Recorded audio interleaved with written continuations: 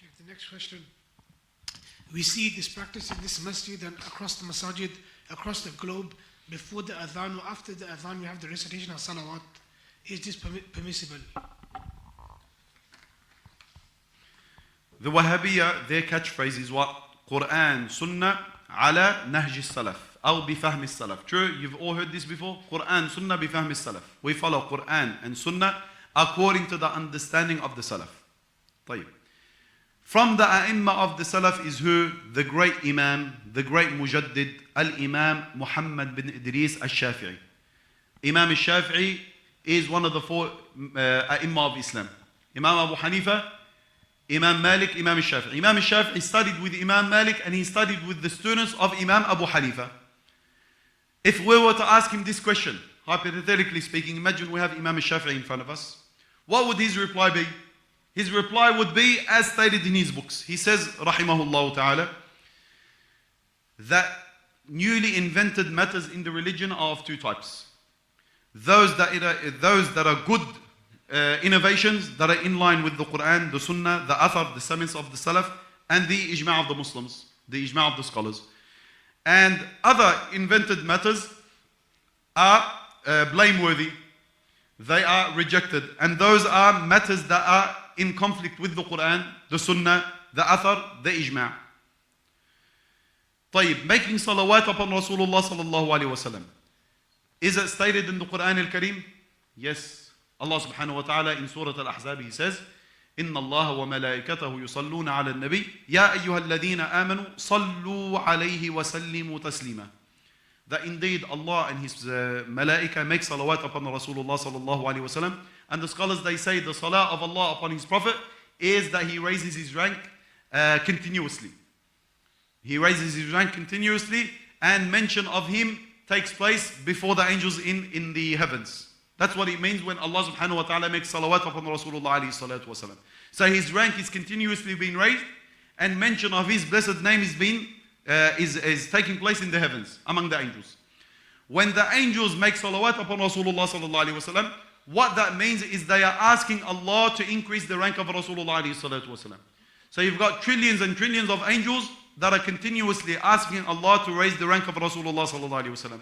And we know for a fact, without doubt, that the dua of the angels is accepted. Not only that, but Allah subhanahu wa ta'ala also commanded us to join in, to partake in this virtue. He said, Ya ayyuhalladhina amanu, sallu alayhi wa sallimu taslima. Oh, you have believed, make much salawat and taslimat upon him alayhi salatu wa sallam. This verse, is it restricted? No, it's am. It's universal. You can make salawat upon him while you're driving, while you're walking in the street, while you're in the masjid, while you're at home, while you're in the plane, while you're on the moon. It does not matter. It's an unrestricted ibadah. Certain ibadat are restricted. True? Like for example, when the sun is rising, it's not permissible to pray a sunnah prayer. True? You cannot pray. Why? Because Rasulullah sallallahu alaihi wasallam has restricted you in that regard. When it comes to making salawat upon Rasulullah, it's unrestricted. From the sunnah of Rasulullah sallallahu alaihi wasallam, how many times do we find a hadith pertaining to the fadl, the virtue of making salawat upon him? Hundreds of ahadith. So much so that works of ulama are there.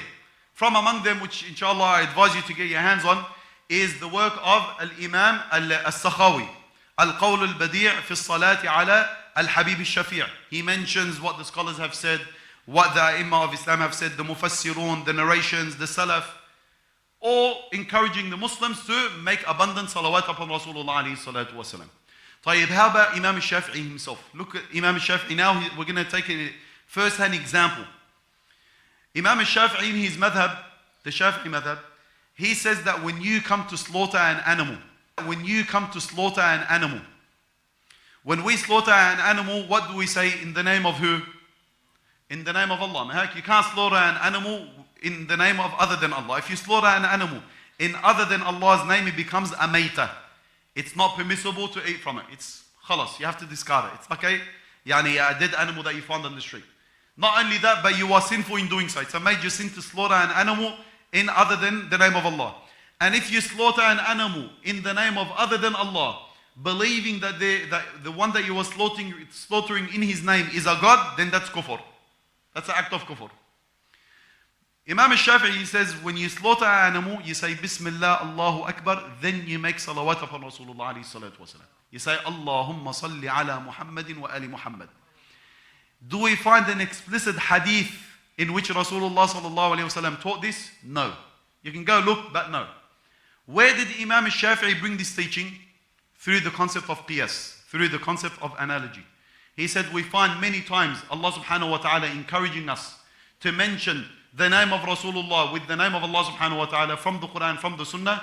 So there's no harm also in mentioning the name of Rasulullah, making salawat upon him when you slaughter an animal. So hopefully that answers the question. Yani. There's no problem with making salawat upon Rasulullah out loudly before the adhan, after the adhan, before the salah, after the salah, not a problem. The more the merrier.